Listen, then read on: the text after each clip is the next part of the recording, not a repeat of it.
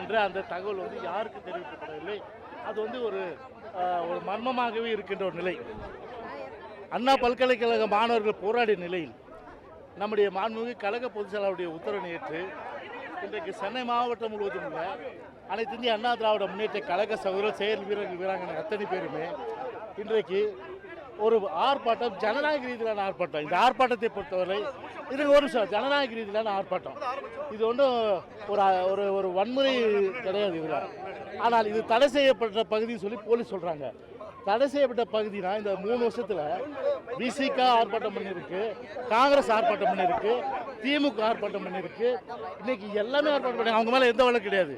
ஆனால் இன்றைக்கு ஒரு மாணவி வந்து பாலியல் வன்கொடுமைக்கு ஆளான நிலையில் அந்த மாணவி வந்து பார்த்தீங்கன்னா அவருக்கு நியாயம் கிடைக்க வேண்டும் என்ற வகையில் இன்றைக்கு வந்து நம்ம வந்து போராடுகின்ற ஒரு நிலையில் இன்றைக்கு அதை இந்த ஸ்டாலின் மாடல் அரசாங்கம் ஸ்டாலின் பேச்சை கேட்டுக்கொண்டு காவல்துறை இன்றைக்கு வந்து ஒரு மிகுந்த கெடுபிடியாகி இன்றைக்கு அனைத்து இந்திய அண்ணா திராவிட முன்னேற்ற கழக சகோதரர்களை கைது செய்திருக்கின்றது. இது அனைத்து இந்திய அண்ணா திராவிட முன்னேற்ற கழகம் முழுமையான தங்களுடைய கண்டனத்தை தெரிவித்துக் கொள்கின்றது.